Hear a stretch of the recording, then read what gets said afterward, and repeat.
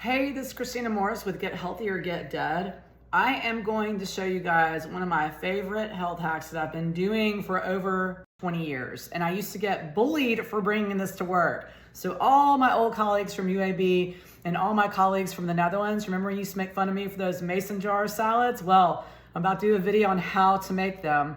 People used to always ask me like, why do you bring your salad in a jar? Like, what's the deal? I said, well, because you can stack your ingredients and they remain fresh. You can literally put a jarred salad together and it'll last in your refrigerator for probably at least 2 days if you don't open the lid and let oxygen in.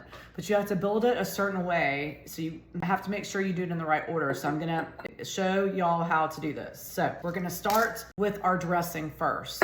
So what I do is I take black pepper, add some sea salt. I like to add oregano because I'm Greek and that's how we make salad dressings. Then I'm going to add balsamic vinegar. You can choose balsamic, you can choose white vinegar, red vinegar, apple cider vinegar, whatever you want. This is really great for the gut. So if you're having gut inflammation issues, I might opt for the apple cider vinegar over the balsamic, but I want to make a Greek salad, so I'm going to use balsamic. So I'm going to put about that much vinegar.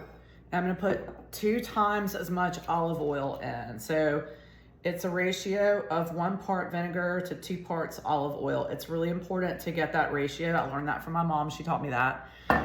Because then you create an emulsion. So when you shake up the dressing, it gets nice and creamy. A 2-to-1 ratio. So I always like to add protein in my salads. If you don't add a protein in, you're gonna be hungry. So I have cooked some chicken today. I cooked it in bacon fat.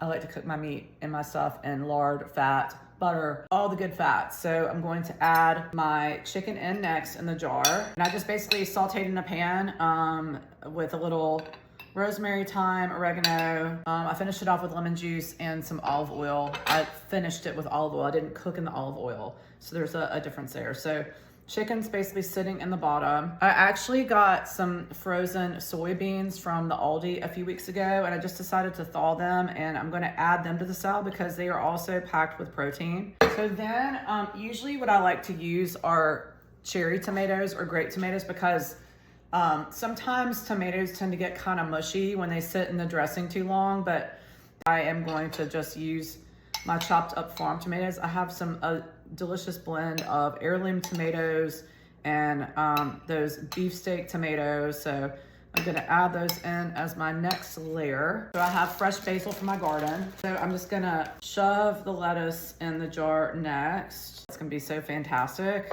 to eat it tomorrow when I take it out. So you can do this the night before and have it ready in your refrigerator and just pick it up and go the next day when you're running out the door going to work. Do not tilt the jar over until you're ready to eat it or all the stuff will get mushy and soggy. So that's the most important thing about the jarred salads is to make sure that it stays upright. So remember when you take it to work, if you put it into a bag or in a backpack or whatever, just make sure it's upright when you carry it. And that is my easy salad on the go trick. You get all your nutrients. It's super healthy. It doesn't have a bunch of carbohydrates in it. Thanks for watching.